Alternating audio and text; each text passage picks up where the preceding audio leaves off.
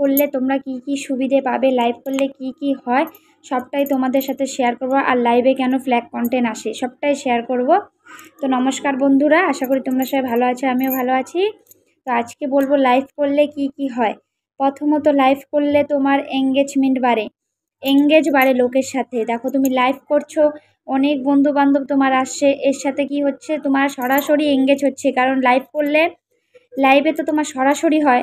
আর reel করো বা এটা তো তুমি যখন খুশি করে রাখতে, কিন্তু লাইভটা তো তোমার যখন করছো তখনই সাথে সাথে দেখাচ্ছে। তো এটাতে বন্ধুরা যা বলবে তখন তুমি বলে লাইভ করলে কিন্তু সব থেকে বেশি ওয়াচ টাইম পাওয়া যায়।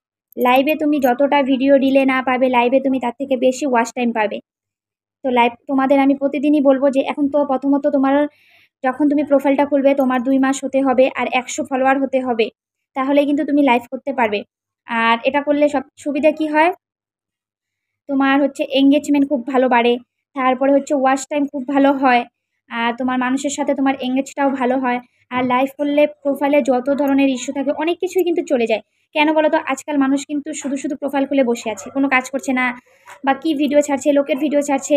তো এই জন্যই ফেসবুক বোঝে যে লাইভ করলে যে তুমি অরিজিনাল কন্টেন্ট করছো, তুমি একটা ভালোভাবে কাজ করছো, যেহেতু তোমাকে পুরোটা দেখা যাচ্ছে তুমি একটা অরিজিনাল কন্টেন্ট ক্রিয়েটার, তুমি ভালো মতো এখানে কাজ করতে আসছো, সেটাও ফেসবুক দেখছে প্রতিদিন লাইভ করলে। তো অনেক কিছুই কিন্তু সুবিধে পাওয়া যায়। তোমার পেজে যত ইস্যু থাকে অনেক ইস্যুই কিন্তু চলে যায় লাইভ করলে। এবার বলি লাইভে কেন ফ্ল্যাগ কন্টেন্ট আসে। তুমি যখন লাইভ করবে তখন কোনো বাচ্চার কান্নার আওয়াজ বা সাইডের থেকে কোনো মিউজিক আসলো, এইগুলো দিলেই কিন্তু ফ্ল্যাগ কন্টেন্ট আসে। দেওয়ার সাথে সাথে তুমি বলছো আসে না কিছুক্ষণ, হ্যাঁ দেওয়ার সাথে সাথেই কিন্তু আসে না। তুমি হচ্ছে 5 মিনিট 10 মিনিট পরে তোমার প্রোফাইল রেকমেন্ডেড গিয়ে দেখবে যে ঠিক আছে কি না। যদি ফ্ল্যাগ কন্টেন্ট আসে সেখানে আসবে, ডিলিট করে দিবে।